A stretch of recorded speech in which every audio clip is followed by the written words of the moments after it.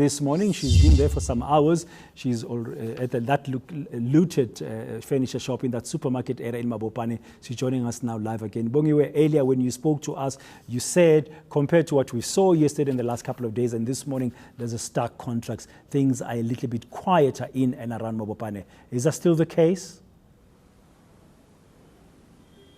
Good morning again, Bradan. Yes, it's still the case. We have not heard any reports of looting at this stage. And of course, as the mayoral candidate for this particular metro is busy campaigning in the CBD in Pretoria, right now the owners of this particular store are probably, Bradan, starting to count the cost of what it would take to fix, this particular furniture store. And it was one of those that was hit yesterday.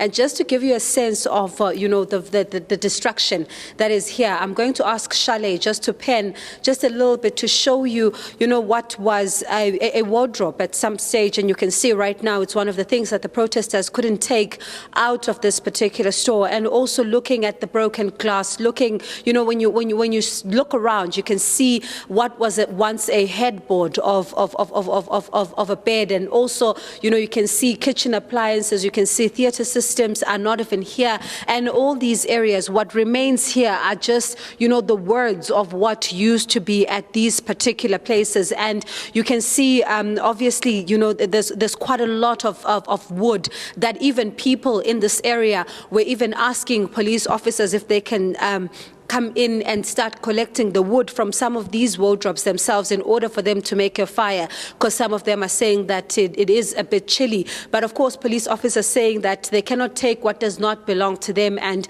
they must just leave it for the owners just to come back and, to get a sense of where to from here, because we understand that, Braden, the owners were here at around midday, and as soon as they left the store, it was, hit for the very first time, and then twice again in the afternoon. And of course, there is absolutely nothing, left to loot here in this particular store. But interestingly enough, there's a cash build just across the road from here. That has not been touched at all. And earlier on, we saw some of the workers waiting to go in, and a short while ago they did go inside, and it looks like they will be open for business.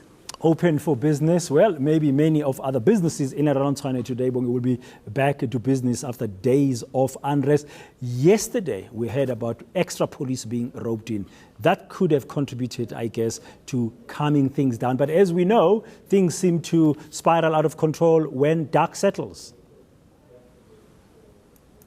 Of course, Pretend, that is one thing that happens. When you walk around during the day, you get a sense of uneasy calm. And in some parts of the townships, you get a sense of calm that, people are also still shocked at some point about, what happened. But others seemingly oblivious to what has happened. And others, of course, also anxious about what could happen when night falls. And it is the same thing that we saw here in this particular township. As soon as night, fell yesterday, we saw, burning tires on the road, trying to block the very entrance of this, particular township. And also, you look at areas like Soshanguve, where looting started to flare up in the evening as well. We saw quite a lot of that happen. But also in areas like Kharankuwa, where looting has also been done in broad daylight. Those are some of the challenges that the officers on the ground are having to deal with, and they say that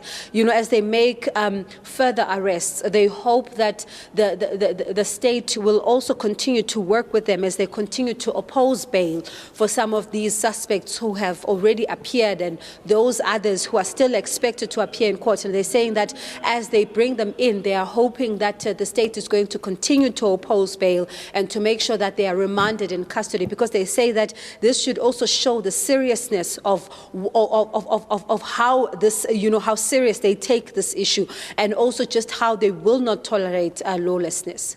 Thank you very much. That's our reporter Bongiwe Khumalo live there from Mabopane in Tshwane.